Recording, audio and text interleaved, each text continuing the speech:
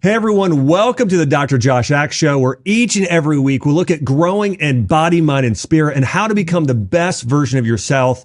And today we have a great expert with us today, Dr. Melissa Petersen. Melissa is a pioneer in the field of human longevity, the founder of the Human Longevity Institute, and a board certified practitioner in holistic health. And she translates the science of lifespan and health span into practical and personalized advice you can use to unlock your potential and thrive. And today we're going to be talking about anti-aging. We're going to talk about how to control, we're going to talk about if we have control over our genetics or not and how much control we might actually have. We'll also talk about the impact of stress and meditation on lifespan. And we're going to talk a lot about longevity. If you're a person who wants to live a longer and healthier life, like you want to be a centurion, or you at least want to be in your 80s and still active and healthy and free of disease, then we're going to talk about that today. Melissa, welcome to the show.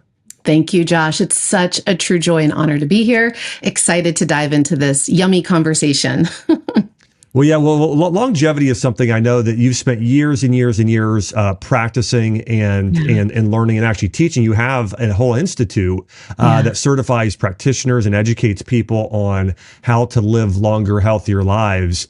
And I'm curious, how did you get into the field of longevity? Because obviously there's so many different offshoots that people get into. Everything with conventional medicine, basic functional medicine. It could be if you're a chiropractic practitioner or an MD or whatever it is, or specialize in something like thyroid health or autoimmune disease. But you chose longevity. Why did you choose that as your field of research? Well, I'll say that longevity actually encompasses all of that. And we'll explain that in greater detail as we have our conversation today, but my arc, as we all take them, didn't start out looking for longevity. Yet what's interesting is that as early as I could remember as a kid, I come from an Italian family, and I'd look around. I don't even know where I got the saying, but I'd look and I go, I've got good genes. I'm going to live a really long time, because I had these older Italian relatives all just filled with so much, life, and they're just always together, and everybody looked great and they acted great. And I was like, filled with life and vitality. And then, of course I was already out in practice. I started kind of my journey into the integrative space really by way of lifestyle. So fitness, dance. I started dancing very young. I was a personal trainer and a nutritionist by the time I was in my early 20s, then went and got my doctorate in chiropractic. And then from there, the evolution. From there, I went into functional medicine, went deep down into epigenetics, went into, just integrative lifestyle medicine. The deeper we go down the rabbit hole, we keep thinking it's something more and more and more, but yet it all just kind of comes back to, wait a minute, there's a beautiful innate intelligence within. And if we can just actually understand what throws that out of balance and how to bring it back into balance, right? The body truly can heal and thrive and live a long life optimized. But when I was in my 30s, my mother, at the young age of 51, was diagnosed with cancer. And just days after her 54th birthday, she transitioned out of this life. And that rocked my inner identity of what I had. I'm living a long life. And I'm like, wait a minute. Wait, the other side of the coin is my mom just left early. Like, that's young. Yeah. Could that be my fate too? And so that started to have me really look, and I'm like, I know that's not my fate. Like, the way she lives, the way I live, very, very different. And yet, and so it was just kind of in the back of my mind, like, could it be, could it be, could it be? And so I think that was one of the big inspirations that said, let me understand this. Let me look more. Let me look deeper, bigger, wider. And of course, at the same time that was all happening, the science was really busting through. Of course, we've always wanted fountain of youth, like this humanity is, how do we live as long as possible? But really around 2013 is when the science started to just become so right here, that hallmarks of aging came on the scene. And then by 2017, we had some of the first research studies saying, wait, we really can slow down the rate and pace of biological aging. And the last thing I'll say that will tip us into this whole conversation, that why this is so important, is because how we age internally, not the years on the birthday cake, directly correlates with all-cause mortality and chronic disease. So instead of looking at, do we have to treat a thyroid, right? Do we have to treat blood sugar? Do we have to treat a condition? maybe that's a secondary effect of what's really happening at a physiological cellular level, how fast we're aging. If we could slow that down, we can also slow down our risk of disease. So I love it. And that's kind of the short long of how I found my way into this particular arena. Wow. Well, I think for myself, a similar story in terms of what really brought me into the field and even solidified some of why I study what I study, why I'm, on a mission as you are to help people, heal naturally, is that, my health crisis with my own mom and her battling cancer. And so I know that's something that we both share in common. And I think, I think about this with my own mom in terms of like, I want to study for myself to live longer, but I want my family to live a long time. Like I want my parents to be around in their 90s. And I was blessed to have my grandparents to live. I think I had my grandfather lived to be 96, my one grandmother 95, my one grandmother's still alive at 95.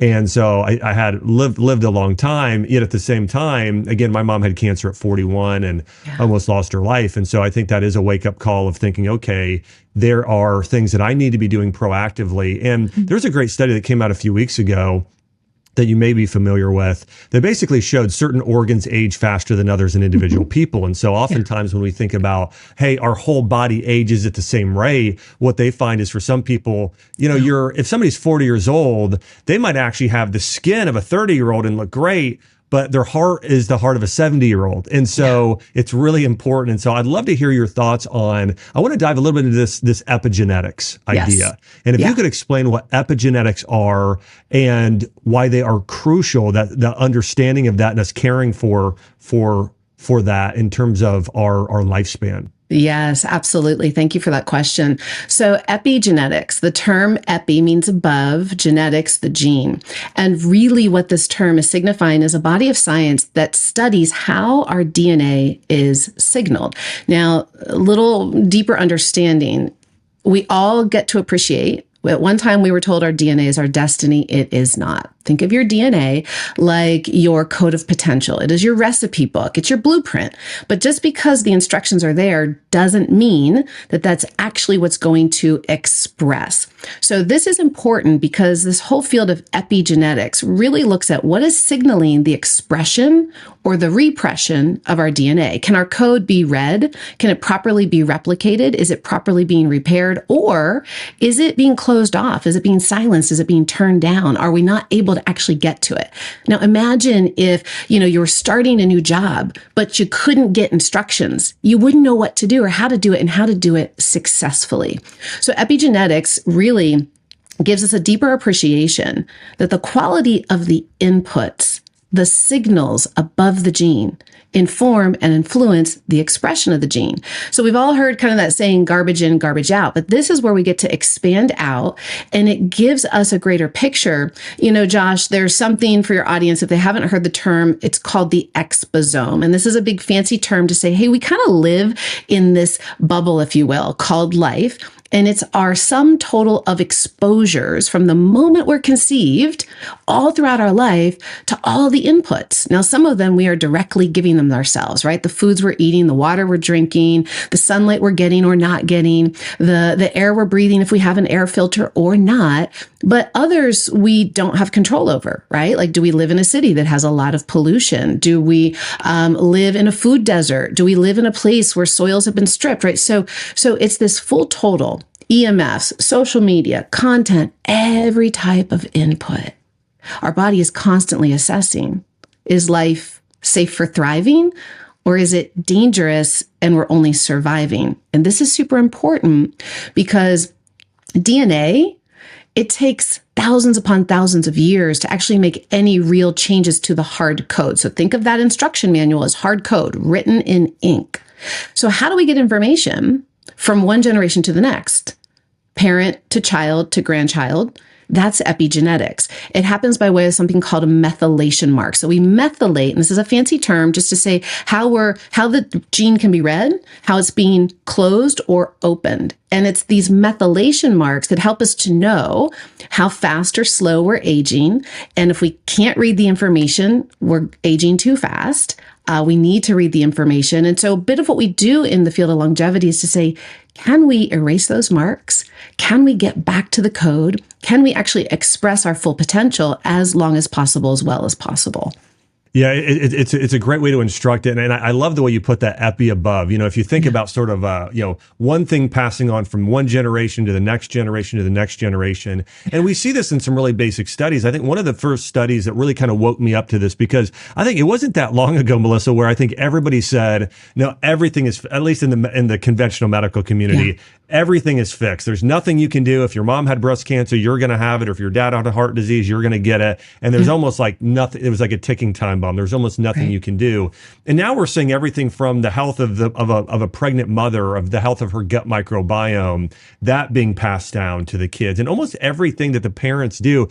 We live in a world today. I think some of this is more of a societal philosophies and worldviews, but I think today we live in a very individualistic society. So most people believe, well, what I do only affects me. Okay. And this could be everything from relationship with God versus, in ancient history, Jews and Christians and Muslims, they all believe that, no, you're part of a body, a community. So what you do affects everyone around you. Yeah. But today we're very individualistic. Well, the reality is what a mom, dad does and a dad does or a grandparent does, that's affecting not just your kids, but their kids and their kids. And so it's really important when we think about legacy. And I think that it also makes us just more aware of that all of our actions matter. The food we put in our mouth, the thoughts that come through our mind, they all matter in terms of not only our own health, but the health of our family. So anyway, I just wanted to point out just how important it is. Well, and Josh, it's interesting that, believe it or not,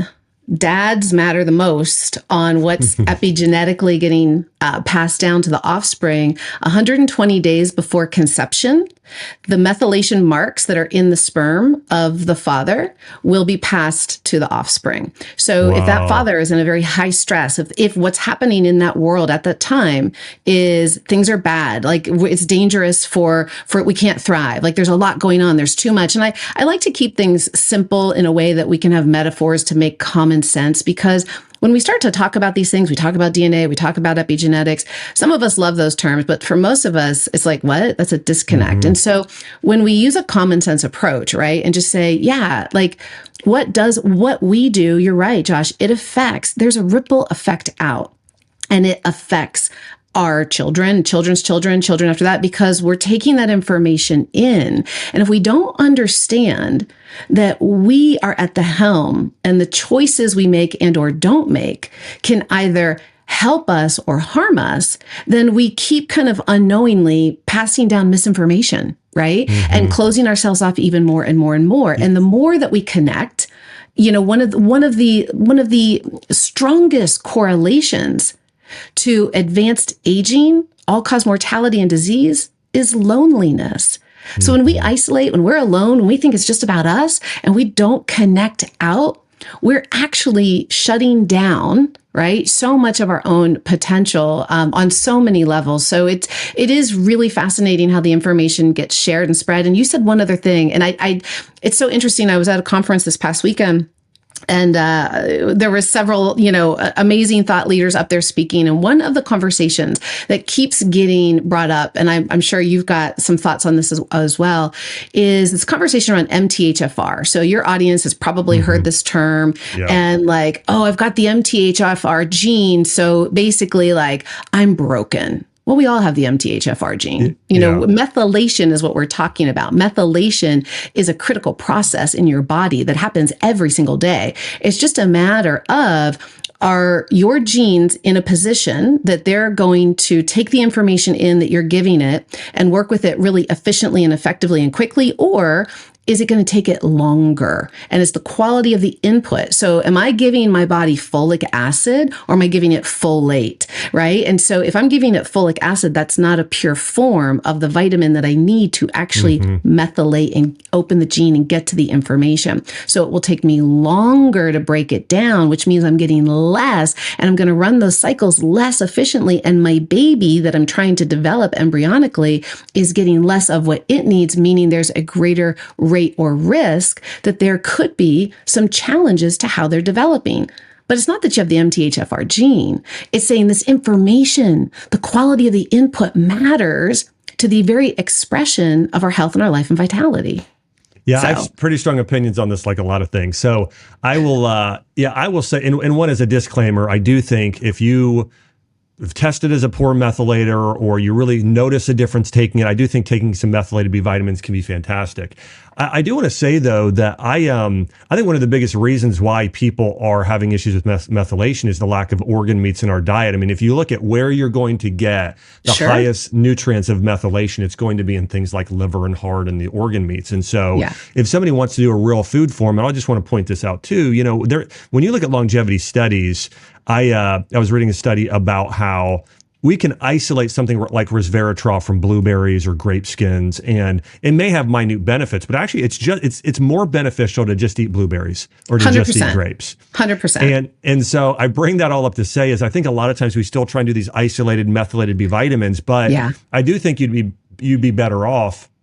I'm not saying you don't do those, but doing those only instead of really taking care of your gut health and your mitochondrial health, and doing things to really, like, again, organ meats and bone broth and some of these foods that both help. I mean, organ meats are like the ultimate cellular mitochondrial sort of support in certain ways. And then of course, gut health, there's some things there too. But a lot of it isn't, a lot of it is your body is not converting things very well. And as you mentioned, cellular communication, this is why I'm a big fan of mushrooms. This is so important for fighting cancer, a number of things. But feel free to elaborate on anything else there. Well, I love what you just said. I mean, we do all get kind of marketed to and programmed to think we're all looking for the magic lotion, potion, or pill. And it doesn't exist. Again, like the conference I just came from was a big biohacking conference. And it's so funny that we're all looking for the hack. We're looking for the thing. It's like, no, folks, hold on. Truly, we know 75 to 90% of what moves the needle to create states of healing, health, and thriving is lifestyle driven. So we're looking for something outside of us. And the answer, the magic, the most advanced human technology, the greatest hack is the human body. It is us.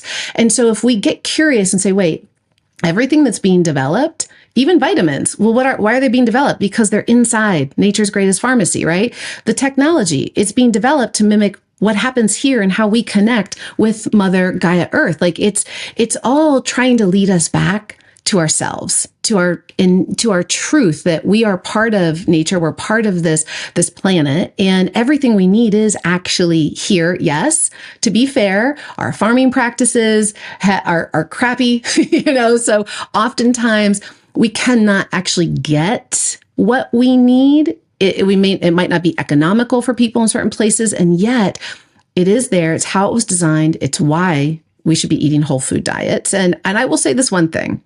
I'm going to just say, gang, again, Dr. Axe and I are not your doctors. This is not medical information. We are not here to treat, cure, or manage any sickness or disease. This is educational information, right? For you to be empowered by. Keep what works, throw away what doesn't. No offense. But you might not, some of you might like what I'm about to say, some of you might not. But here's the deal. Down this longevity path, it has been really pushed, the agenda to go just eat plant-based for the last probably 5-6 years has been heavily pushed. Yeah. And to say that we can look at the blue zones and see that they eat a lot of plant-based, a plant-based diet, that is correct. And we want a healthy gut microbiome. We absolutely need a certain level of plants. We need those beautiful complex carbohydrates because they're going to help us to create these short chain fatty acids and keep inflammation low. It's so important. However, if we look at our human design, we understand our DNA. Humans are omnivores, and exactly what you're saying. We shouldn't isolate. It's not about one diet, one path is right. It's just going, hey, as a human, you're an omnivore, and your body at a cellular level needs very specific macronutrients and micronutrients. That's a big way to say vitamins and minerals, complex carbs, proteins, and healthy fats. We need minerals, we need enzymes. That keeps the whole thing working. And to your point, if we're just trying to supplement it away, we're oftentimes missing what we can get with whole food. And I was just teaching a class last night and I said, listen, gang, it's fine if you're vegan. Like, I'm not downing any of that. By all means, just make sure you're getting your right essential aminos, your branched chain aminos, your amino acids are your building blocks that when this DNA, we can have this conversation all day about epigenetics and DNA and our potential and are we over methylating, under methylating, any of it. But guess what? if you're not even getting the right amount of amino acids in that convert into proteins, you can run the code all day, but you're not going to replicate it properly because proteins are what build your body, right? So it's just really fascinating to me how we don't see the forest through the trees kind of thing. You know, we just get too tunnel visioned often. And I think there's an opportunity to expand back and appreciate the whole system of that's kind of what you said right from the beginning. Well, this happens a lot with these, longevity experts. You know, I've read several books now from whether it's Peter Attia or David Sinclair or many of the others on longevity. And I think one of the things that happens, by the way, I think these guys are brilliant researchers. Brilliant, yes. And have brought some good things. But I think one of the perspectives that I tend to have, I think because I had a much more holistic medical and health training versus MDs tend to be much more. Again, think about looking at things under a microscope. That's sort of the way that they're taught is like they sometimes miss some things on the outside. And again, I'm not saying those men in particular, but I will say, I will give you an example with David Sinclair here in a second. But I will say that what happens is sometimes you miss things. It's like, okay, by taking this one thing, it may decrease risk of cancer by this. But what about for instance, one of the arguments with some longevity experts, there's a side of these that say, well, eat less and eat very little meat. Okay. And so it's only plants, and get just the minimal amount of protein. And here's the thing that I don't hear them saying, which I don't think if they actually thought about, they'd understand because they're incredibly intelligent. Yeah. But I don't think they fully understand that, like they'll talk about mTOR, for example. And so basically mTOR is your body wants to get into they're trying to get the body into a catabolic state for autophagy. So it starts getting rid of all the senescent cells, getting rid of all the things, versus an anabolic state is, well, that's going to help you put on muscle. So you keep yourself from breaking your hip when you're older. And so you want to find that balance there. And it's not all of this one thing that you want to do. And by the way, if I'm using language not everybody's keeping up with, maybe Melissa can dive in and explain some of it. You understand what I'm saying, but But and then I'll give you an example of this too. David Sinclair said he takes, between him and some other experts, they take things like they take metformin. Yep. He takes a statin drug, which blew my mind. I mean, absolutely blows my mind. And then this isn't him, but he takes an aspirin a day. And I thought to myself, like, have you done the studies and looked at the literature on statin drugs? Yeah. And what that does to coenzyme Q10 and all the nutritional deficiencies in the body. And so that's what I'm talking about. You look under a microscope saying, well, if I do this thing, it can increase my lifespan. But that's only in somebody that's severely diabetic. That's not in a healthy person. So correct. Okay. Thank you. You've teed up so many things for me. So hold on tight. So again, common sense. Let's appreciate this. From the moment we're conceived, single sperm to egg, one cell goes into cell division, multiple cells that go into tissues, that go into organs, that go into systems, into one complete complex human system. So we are not a piece, we're not a part, we're not just a singular cell. We're more than 37 trillion cells, right? So this collection, but we can learn a lot from a cell. We can appreciate its mechanism of action, but then it's kind of going, nothing lives in a petri dish. And yes, when we do studies, we're looking in, really closed off containers without all the other stimulus, not real world, real time, what's actually happening. And we're looking under very specific conditions. So if we get excited about just coming back to trust our own common sense, that there's multiple things here. Let's first tackle the pathway issue. So you were referring to mTOR and senescence. So for everybody listening, this idea of, well, should I actually eat less and eat less meat? Because I can appreciate as a consumer and just a listener in this conversation, it can feel really confusing. One platform says one thing, one says another. Who do you trust? Who do you listen to?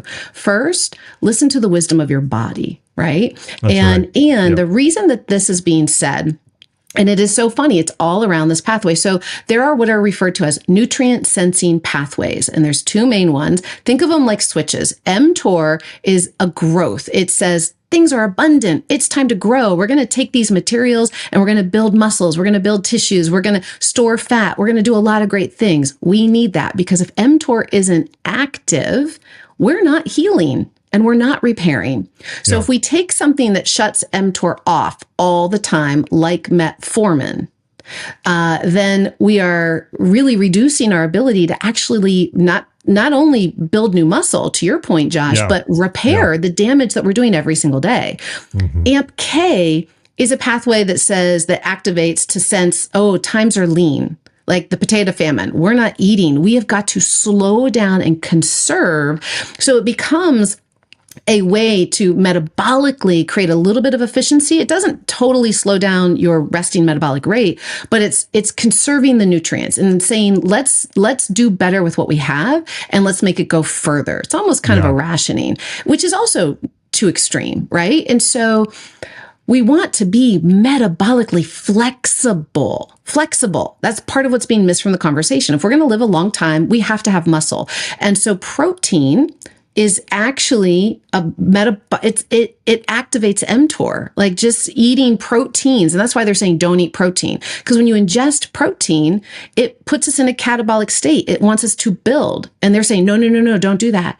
But gang, one of the leading risk factors of aging is a condition called sarcopenia, where we start to waste our muscles. And yes, if you don't have muscle, how do you expect to walk through life? How do you expect to, I literally this weekend traveling, I couldn't believe how many people that were probably in their 50s and 60s couldn't even lift their suitcase over their head to put it in the overhead compartment. Yeah. So we're missing, we listen to these little studies and these opinions, but then we don't take it to ourselves. And so I would ask everybody, and one thing I think Peter Attia does well, I do like how he sets the stage. He said he thinks of the centenarian decathlon.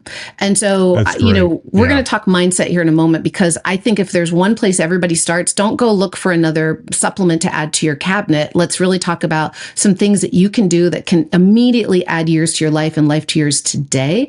But one of the places it starts with, how are we thinking and perceiving this entire journey? So he talks about going, okay, how do you want to be at whatever age you want to get to? So if you think you want to make it to 100, how do you want to see yourself at 100? How do you want to be? What are the things you want to be doing at that age? Mm-hmm. And then we backcast and we say, okay, what do I need to do today? How do I need to train? How do I need to eat? How do I need to sleep? How do I need to love? How do I need to invest? How do I need to design my life with more intentionality, so I have a greater chance of getting there?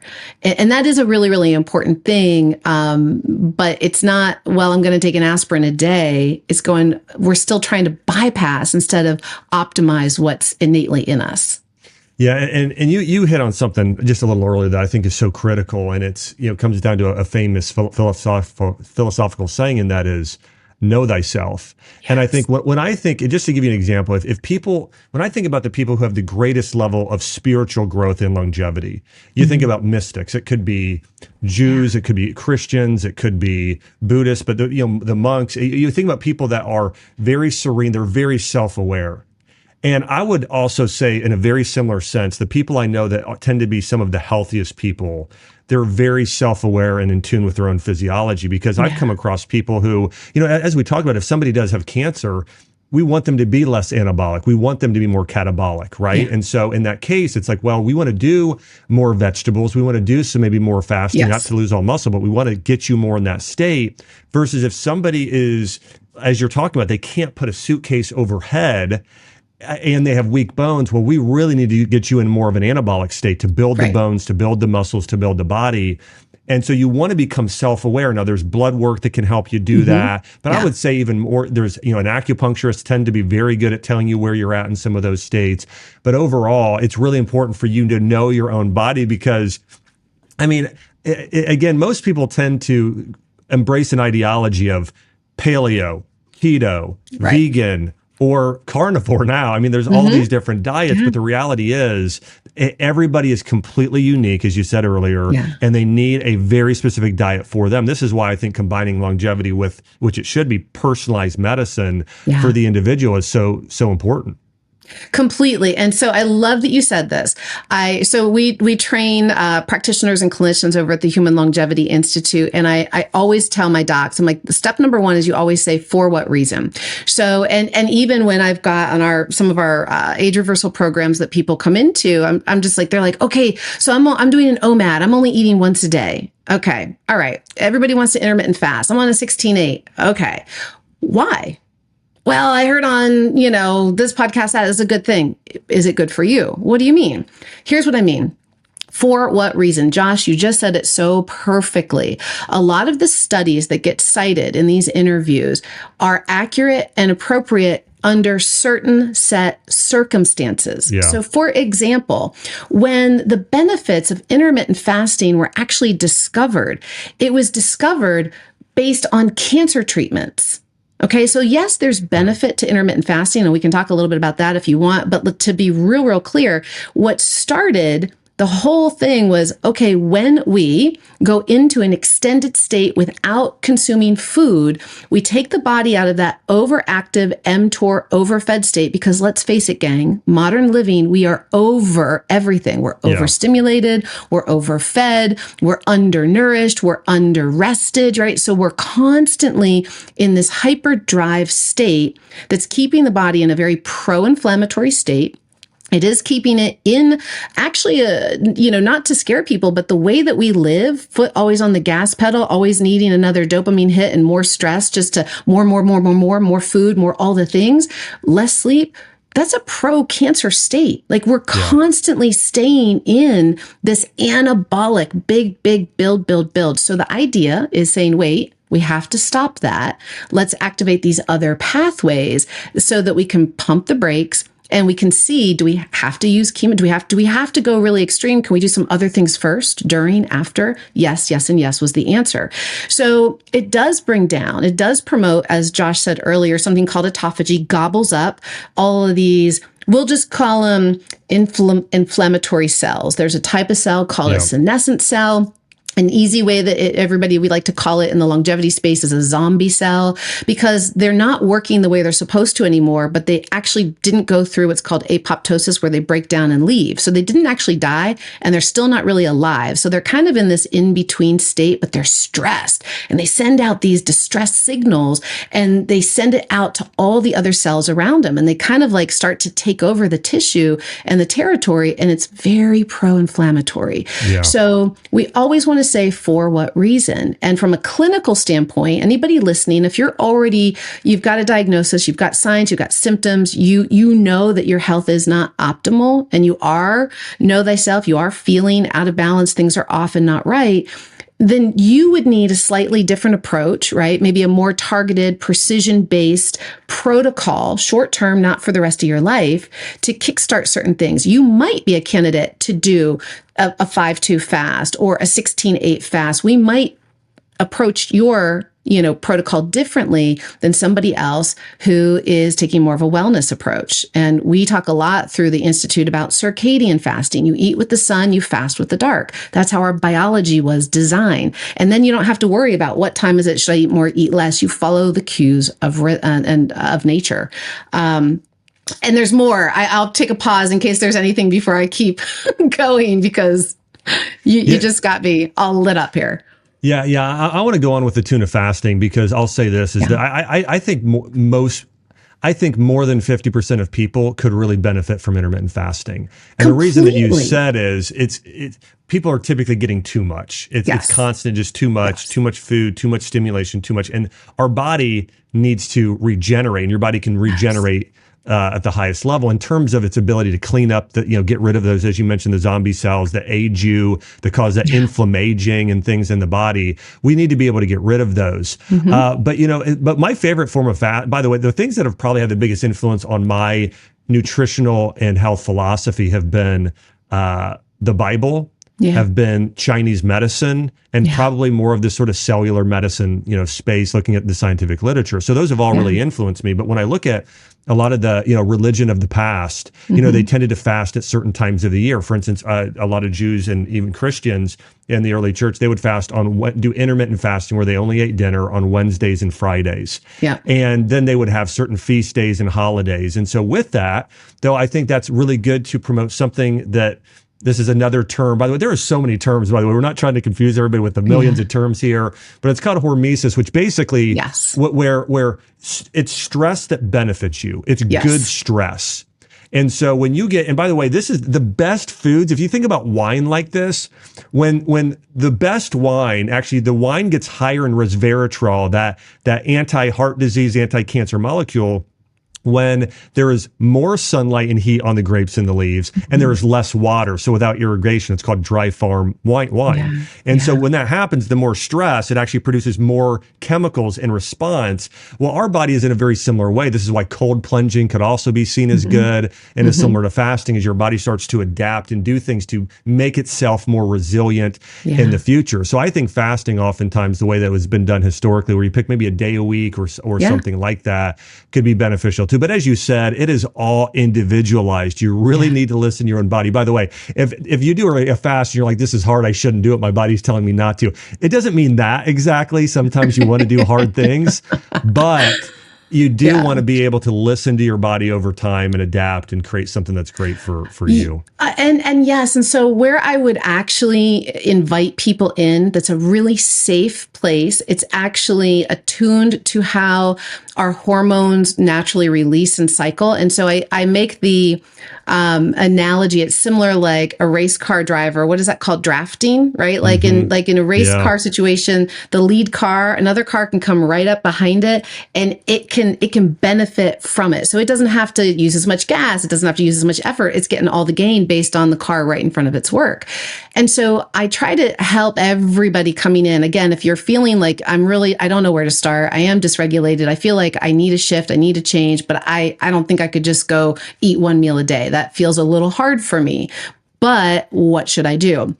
So circadian timing, how our hormones cycle with the light and the dark, the 24-hour light-dark cycle. What we know in the literature is that in the morning, as the sun comes up, your cortisol is going to start to come up. And this is good. It's going to get you up and out of bed and into the day. It's prompting you to go out and be in nature, in the sunlight. And that's going to actually, how well you rise determines how well you rest at night. You make melatonin in the morning. So you want to get up, see that sunlight. But we know that around 8 a.m. is the first time the hormone ghrelin, grr, I'm hungry, starts to fire in the body. Around 1 p.m. is the next time it fires. And then again at 6 p.m.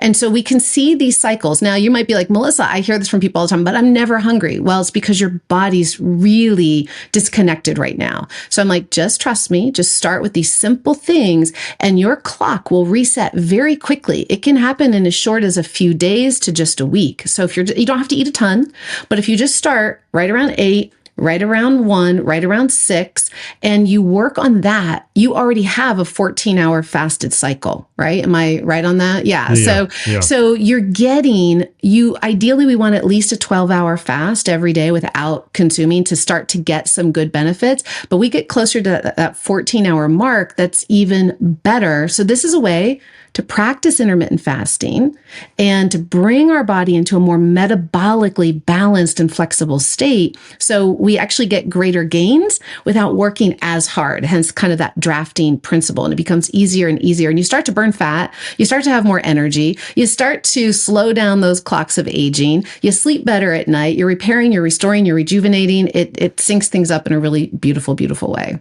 That's great. I want to switch gears here and talk a little bit about what are some of the foods that most promote longevity based on your research? Yeah. So there's the big category, we would call them bioactive. So these are our polyphenols. Like we're sitting here talking about blueberries. That's one of them.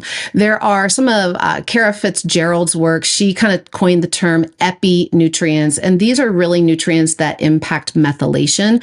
It's not going to surprise us. It's going to be our dark green leafies, things that we hear all the time, right? So eating broccoli and eating spinach and getting our dark berries, getting meat. Meat is in there. Fish is in there. Eggs are in there. It's about getting our proteins. These are epinutrients that our body needs. So they're nutrient dense. You don't have to eat as much to get a lot of good nutrients in your body so that it's like less does a whole lot more. And we've got a whole resource, over on the Human Longevity Institute and a blog just kind of dedicated to it. But yeah, the easy answer is look up bioactive nutrients, look up your polyphenols, look up your epinutrients, and you're going to see things that you're like, oh, everybody talks about this. So I really should eat some dark berries and eat some meat and get those organs. And those are going to help me live longer, better. Yes, they will. It's a balance. People say eating by the rainbow. It's true. I know it's not, keep it cool and simple. sexy anymore, but it's true. And and this is why quality matters too. You think about something like extra virgin olive oil. If you're getting real quality extra virgin olive oil, it's strong, it's pungent. You're tasting those polyphenols. It's like herbs bursting in your mouth. Versus if you taste something that's a lot of it is watered down with canola oil, and so you're not getting those same benefits. And so again, quality matters with these foods as well. But I think you hit on some really, really important ones there. And, Josh, if I may for a second, I'd like to invite your listeners to just say, okay, this is like, I'm loving this. I could sit and just chat your ear off all day because it's like, ooh, you get two people in a room that love these types of conversations. Yet I sit, it's so funny. Again, this weekend, one of the questions that came from an audience member was like, okay, there's all these great pieces of equipment and supplements, and there's all these things, right? If I'm going to make an investment, what's the one thing I should do? And here's how he started. He goes, yeah, I know there's this low hanging fruit of all the lifestyle stuff. Everybody keeps kind of talking about that in their talks, but there's all these other cool things out here. What should I do? What should I eat? And I'm like, okay, all the low hanging fruit, are you actually doing it? And let's pull it back even more. Like all these beautiful things we're discussing, for what reason? Well, how long do you even want to live? How are you living today? What do you think about aging? What do you think about your life and yourself today? Because Josh, you've mentioned it several times, know thyself. And it's a really important statement. And yet it can be hard. We can get super confused, but I don't know if I know.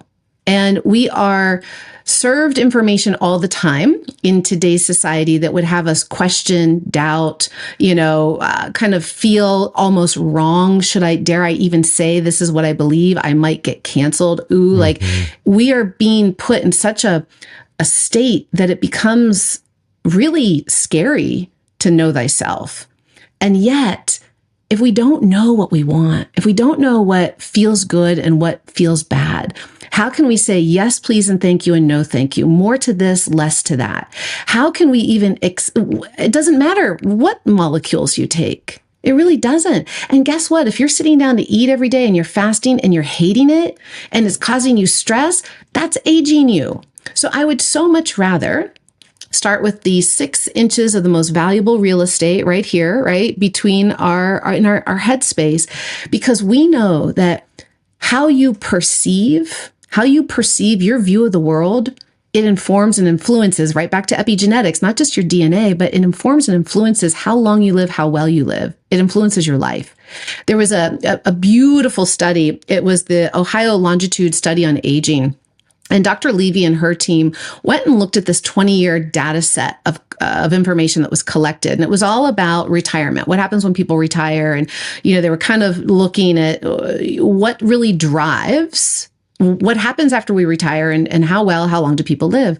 And what they pulled from this research was that perception of aging, what you believe about aging, directly will add 7.5 years or take 7.5 years from your life. What does that mean? Wow. Right? Huge. So, resveratrol doesn't even there's nothing out to give 7.5 years, and it can all just happen with our how you view life. Is life happening for you or to you? Do you want to live better longer? It's okay if you don't. Don't feel that you have to jump on the bandwagon because everybody's talking about it. Be willing to be honest with yourself. And even if right now you're like, no, I actually don't know. I don't. Life kind of sucks right now. I don't know if it could be better. Then at least be willing to be truthful with yourself in that moment and go, this is the truth now, but what if it could be better? What if I could change my trajectory? What if I could start to notice what lifts me up, feels good to me, makes me curious, makes me engaged? So our perception of aging is simply this. Do you perceive it as something positive? I'm saging. I can't wait I get wiser. I feel like an elder. I value my life and all of my experiences, and it's so rich and wonderful, and I just can't wait for the next and more and more. That's the type of mindset that's going to give you an extra 7.5 years. If it's, oh, I'm just getting older. How many people, oh, I'm getting older. Please, if you hear yourself saying that, just go, oh, I just don't say I'm getting older. Oh, I feel off today. It doesn't mean you're getting older. And what do I want to do about it? Oh, I'm achy today. What do I want to do about it? You can do anything with it. But the moment you start to say, oh, I'm getting older, that means something to you. Oh, I'm breaking down. I'm not working as well. I'm slowing down. I have an excuse to be less alive and vital and vibrant. And as you think, you inform. Those emotions, your thoughts are producing chemistry that's inputs equal output, that's talking to your DNA. So it's like, oh, we're getting older. This isn't needed. We're moving slower. So I guess we're going to slow down. So just in how you begin to appreciate life can radically shift how you're experiencing life. You know, I did a social media post. This was, probably 6 months ago on longevity. And I said, here's the top 10 longevity foods. And can I tell you, the most surprising and to a little bit disturbing thing from the whole thing was the number of people that said, I don't want to live to be 100. That was 100%. Actually overall the most common response. I agree. And you know what, Josh, I'm with you. And I've had to face that as well. And I'm like, you know what? Yeah, because everybody thinks like in the longevity space, we assume people want to live to 100, but I have chills on that. I'm so glad you said that because this is really it fundamentally. When we look around right now, life doesn't look like it's worth living to 100. You know, there's not a lot of places that just naturally feel inviting, engaging, good. It feels hard. It feels stressful. It feels uncomfortable for many, many, many people. When we just look at the stats and we see the types of medications and how many medications, and if you just think antidepressants for a moment, which we know at least 1 in 10 people are on, and I think the number's even a little bit higher now, but just that, and I'm not making a judgment on it. Like it's okay, you know, but here's the thing. Fundamentally, we're trying to not feel. We're trying to disassociate because all those SSRIs are doing they're literally conserving the little bit of serotonin you have. Nothing showing you how to actually build yourself back up and build up states of aliveness and actually promote mental health. So many of us are already looking through a lens of lack, limitation, not enough, just got to get by. And we're not hearing enough uplifting conversations that help us to believe and know that more is possible. And more is possible. Life can be whatever we choose it to be. I love the example of Roger Bannister in the 4-Minute Mile. Mm-hmm. It was said it was impossible until it wasn't, right? And then literally within 6 months, more and more people started to run that mile because somebody went out and did what was thought to be impossible. So when the unknown becomes known, right? The impossible becomes possible. We realize, wow, wait, maybe I could do that too. So I'm not here to tell people, want to live to 100. No, I just want you to want to live today. Let's just start today because what we do today is what determines our tomorrows. And if we're not taking care of ourselves today, if we're not loving ourselves, if we're not supporting ourselves, if we're not nourishing ourselves physically, mentally, emotionally, spiritually, right? Environmentally, if we're not nourishing ourselves today, of course, we're not going to want to live a long tomorrow. So, you know, maybe we can just have a little tenderness and kindness and appreciation for ourselves. Notice what we do well, what we do right, what we want more of, and give it to ourselves. Yeah. You know, I think a lot of people who, and sometimes I ask questions why in this post. And one of the things I think that I uncovered that you're going to say, and you're maybe already familiar with this, but a lot of times people saw their parents age or grandparents very poorly.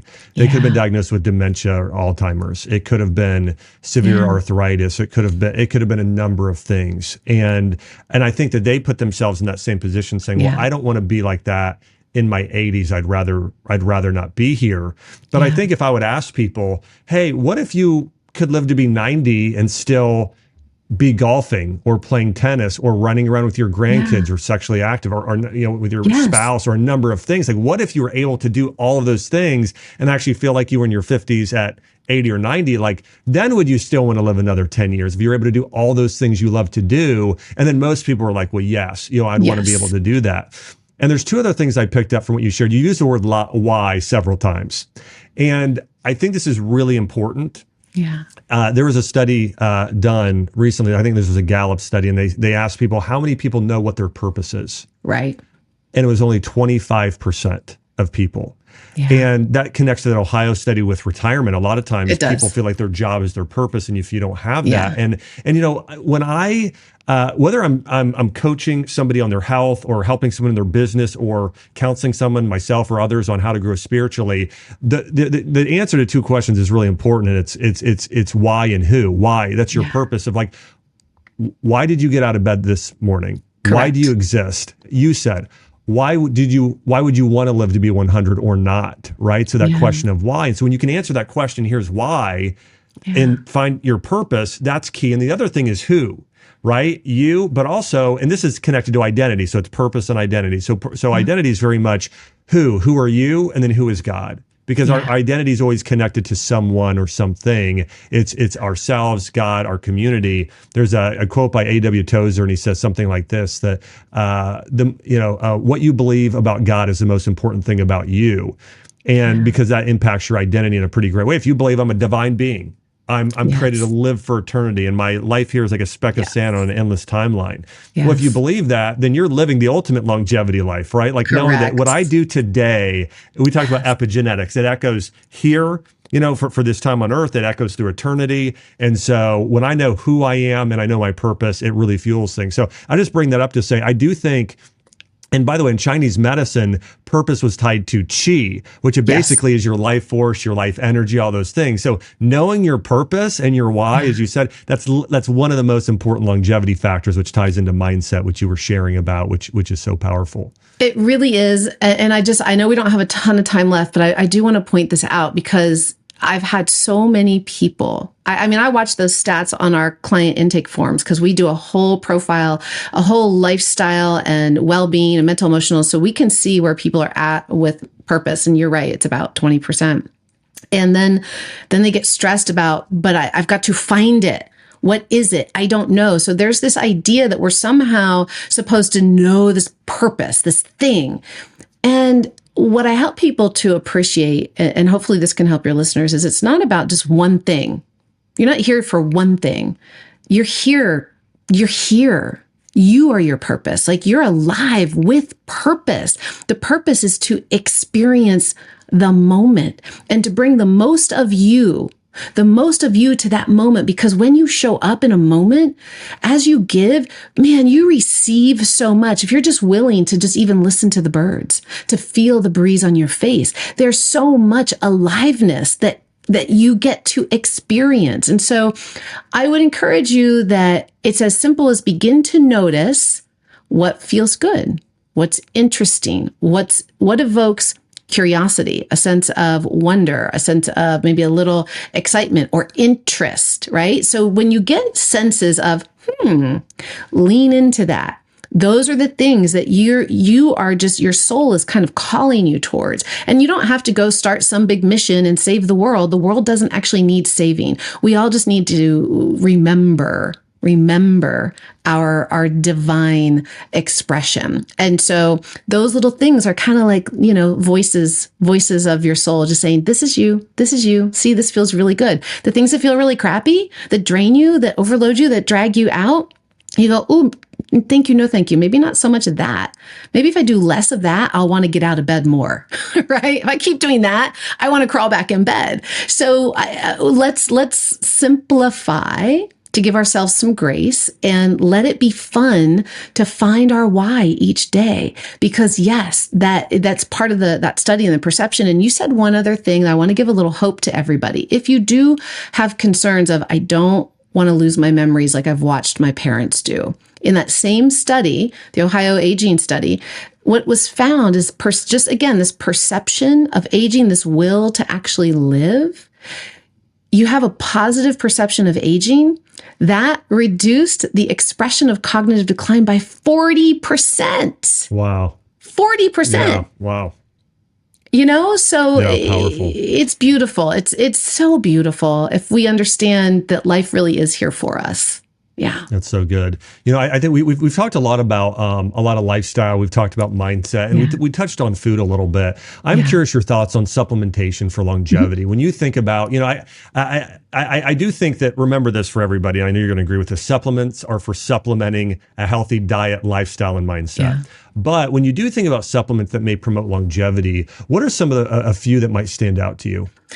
Okay. So, I will say this, just for everybody, like resveratrol has actually come under fire. Like it isn't, it is a great phytonutrient. It does give us a lot, but the claims of age reversal is actually not standing up in the literature. And like NMN, not standing up in the literature. And, because everybody's saying, all right, what's really the precursors? This gets into cellular health a little bit, you guys, as far as why would we choose a certain supplement? So I like to back out. There's one and recently there was a study, and what's funny is the charts are hard to get there was 6. They've looked at kind of everything that's out there, resveratrol, rapamycin, metformin. They've looked at some of the different molecules that are often discussed. And there was really only 6 needle movers. And I will get the study. I'll send it over to you, Josh, in case you want to put it in the show notes. But one of the ingredients that came up was calcium alpha ketoglutarate. And so this molecule has, and I'm not going to name any brands because we're not here to endorse anybody today.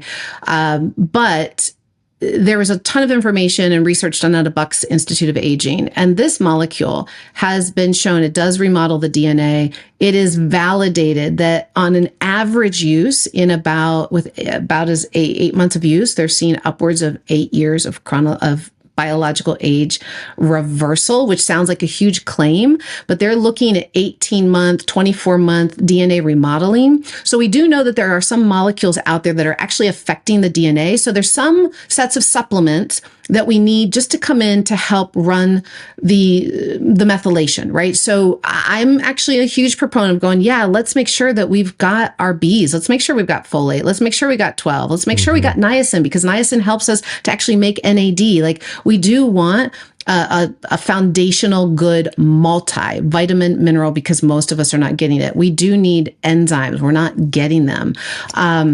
We definitely need magnesium. Holy camole, do we need magnesium? We're not getting it, right? And these are critical for cellular function. Choline, critical. Zinc, critical.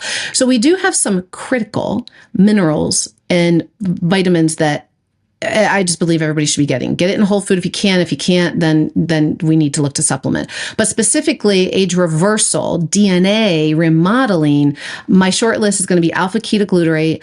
I do a lot, and you probably like this in more of the regenerative space. I teach a lot on peptides and bioregulators. Bioregulators kind of fall into the organ meats. We're looking at glandulars. And so really kind of putting back in what's designed in the body that starts to decline with age. So there's great studies around epigenetics. There's really important studies around, our thymus gland starts to decline. So getting thymulin, thymus glandulars, thymosin alpha. So there's a couple of categories, but that's a real fancy way to say we need to help our immune system modulate so it can keep up with and respond properly to all the inflammatory cascades coming at it. So, my big thing that I would say, because I get people coming to me all the time with their fancy, and I actually really like spermidine a lot. There's a lot of phenomenal research around spermidine and the impact that it makes across the hallmarks of aging. And they've got a phenomenal study. I got like a peek behind the curtain of a study that's going on. So let's just hence to say that they're about to prove a pretty huge discovery around senescent cells with spermidine. And I can't, early reveal, but that one is definitely a big one. And I think other than that, when all of a sudden you see everything becoming really popular, like NMN, resveratrol, not to take away from Dr. Sinclair, but look who's behind it. Look who looks to profit. Right. And I'm not saying that there's not literature to go with it, but some of this stuff, it's like, do we really know? Let's give it some time to shake out. Makes sense. Could work if we understand cellular biology, but a lot of things right now are still a lot of hype that haven't fully been sussed out. So we want to bring down inflammation. We want to make sure the cells have the right nutrients to function right. We want to practice good lifestyle. We want to sleep, because if we're sleeping, we're repairing and rejuvenating. And then I think really the peptides and the bioregulators are going to be some of the biggest molecules that are going to move the needle the most. And there's a lot of studies out showing that they do. Yeah, it's so good. As you talk about spermidine, what are some foods, just a handful or a couple that are high in spermidine?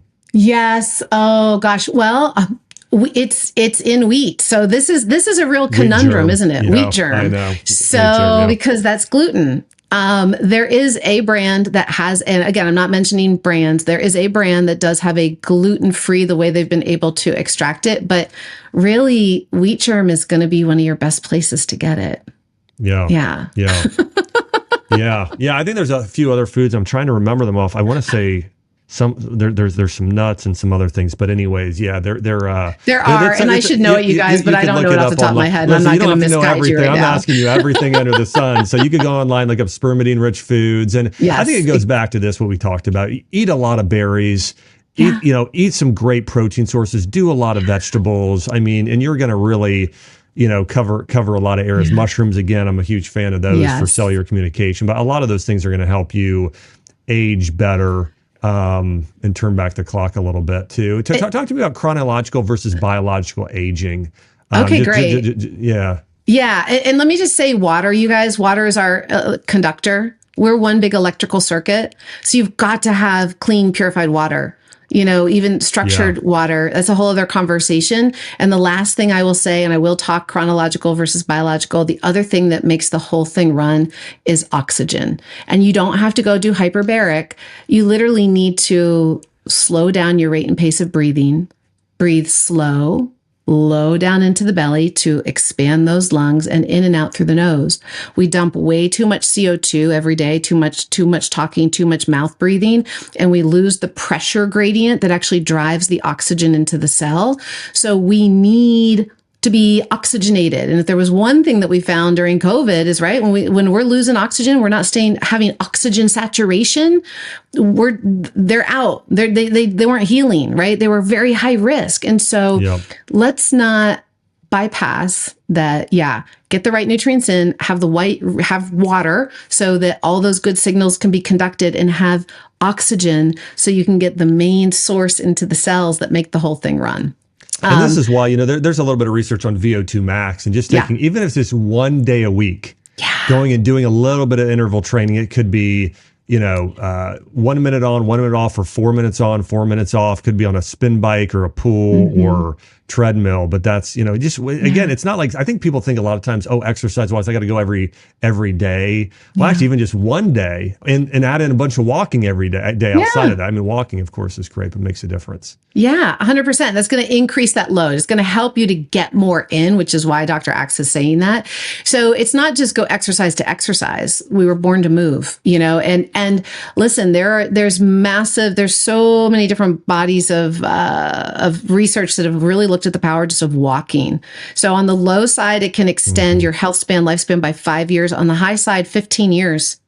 By walking, walking daily. You don't have to go get a gym membership. Just move. But to answer the question you just asked, chronological versus biological, and really why this whole conversation around longevity is even important right now. Chronological age, this kind of takes us back to where we started, is how many years you've been alive, like how many candles are on the birthday cake. Biological age is, again, what's happening at the cellular, at the organ, at the system level. So in the beginning, you were saying, hey, you might have the skin of a 30-year-old, but the heart of a 70-year-old. And that's very true. So if we think, first of all, the heart's always pumping, right? My adrenals are supposed to calm down and go to bed at night. And some of us don't have that. But point being is that different organs already, by way the job they do in the body, are needed more, right? There's more of a workload on them. We only get so many heartbeats throughout our life. And so we want to think about when, and this is why just actually taking your resting heart rate every morning will tell you a lot about the health of your system. Because if you're already zinging up over 74 beats per minute straight out of the gate, we already know you have got a radically increased rate and risk of all-cause mortality. Okay, so you're going to be aging a lot faster. We can see you're over 74, your body's in stress. That is a stress event for your body.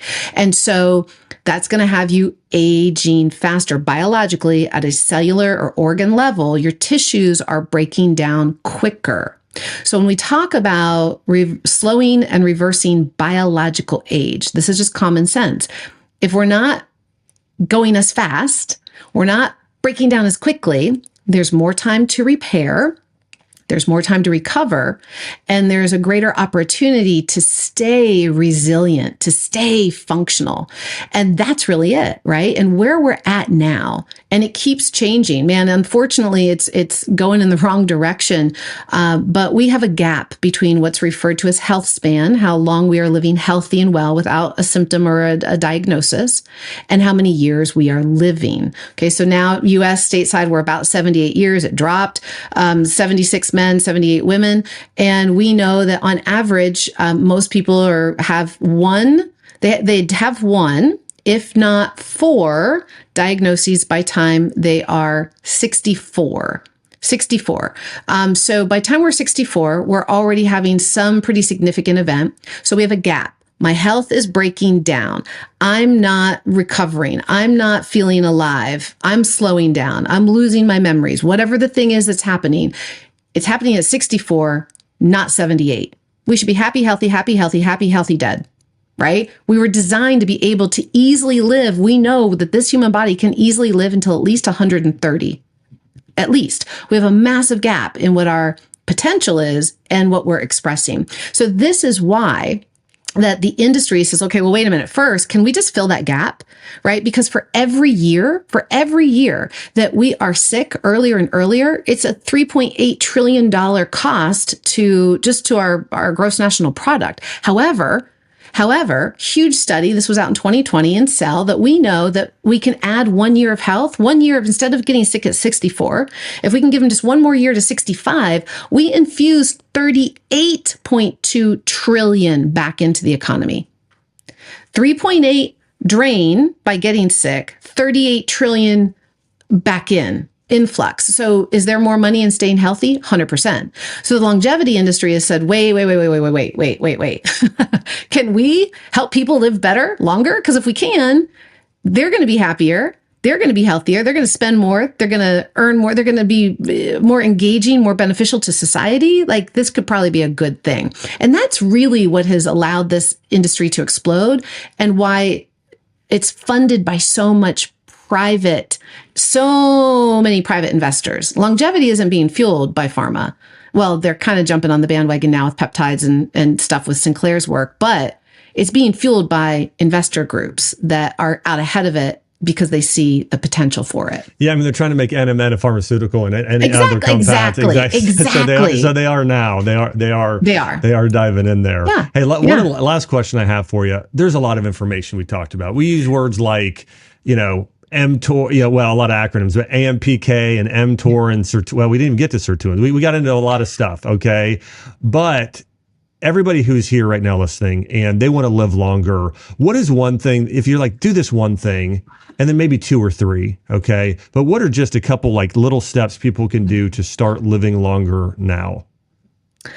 Well, this is to go back to the guy from this weekend. It is the low-hanging fruit. The first thing is, it truly is mindset. Begin just each day with creating your why for the day. Why are you excited? Why are you grateful? Why are you so looking forward to getting up and out of bed and into your day? What gifts could life hold for you? That's already going to inform your body to be in it's going to lower inflammation. It's going to boost, it's going to lower, kind of the inflammatory hormones. It's going to put you in a fat burning state. It's going to put you in a more decisive and clear state. It's going to raise oxytocin. It's going to do some good things. Okay. So step one truly is set your mind Set your mind to what you want, and then support yourself to actually achieve that. And I think that, one of the best things, move. I mean, my gosh, if I had to go just by the research, mindset, movement, those are the first two things that are going to move the needle the fastest if you really want to live better, longer. And then if you're like, okay, I have a great mindset, I am moving every day, I'm eating really well, kind of what are some of the advanced strategies? So I always say we have to crawl before we walk, before we run, get lifestyle dialed in. So first, wake up, set the mind, move, and sleep. Please sleep. In the literature, we absolutely know you're going to shorten lifespan if you're getting less than 7 hours of quality sleep a night. The data really starts to show if you're getting less than 6, it accelerates rapidly. You're not recovering. We need you to recover and repair. You got to sleep. So think, move, sleep. Those are a couple of the big ones. And the last thing I would say, Josh, is, really, gang, it's easy to hear this, yet we all get overloaded every day. And so mindfulness, meditation, whatever word feels comfortable for you, to have a way to bring your system just back into what we would refer to as a coherent or more parasympathetic state in as little as 60 seconds with just doing some box breathing, again, slowing down your breath. It's going to get you out of that overdrive, pro-inflammatory, accelerated aging. Pump the brakes. Be present now. Focus on something, slow your breathing, breathe a little deeper. And if you want to go, you want to expand that prayer, meditation, guided visualizations, taking time, at least 20 minutes. I do a lot of work with a technology company. I won't mention them, but we have studies with as little as 3 20-minute sessions a week, like really doing some just deep visualization with frequency, with light, with sound. You can increase BDNF in your brain. We reduce stress levels by close to 40% in a single session. We boost recovery by 6 hours. So there are some technology pieces that can get stacked on to help, but breathe, move, sleep, eat, and love. And there you go. That's great. Well, Melissa, I want to say thanks so much for coming on today and sharing your wisdom. It was fantastic. I want to encourage everybody to check out Melissa's Human Longevity Institute. There's tons of free resources there you can find as well. And so, again, Melissa, thanks so much for sharing your wisdom. If you're watching on YouTube, hey, let me know, what is the biggest takeaway from today's episode with Dr. Melissa Petersen here on longevity? We'd love to hear from you, your biggest takeaway. And if there's any things that you have noticed have improved your health or any longevity tips you have, hey, please share that in the comment section as well. I want to say thanks so much for tuning in here to the Dr. Axe Show. Remember, each week we look at the mind, the body, the spirit, and how to become the best version of yourself. And make sure to subscribe if you're not subscribed, like, and share. Listen, there's so many people need to hear this information on how to live longer, healthier lives. So thanks so much for being on mission with me. I'll see you on the next episode.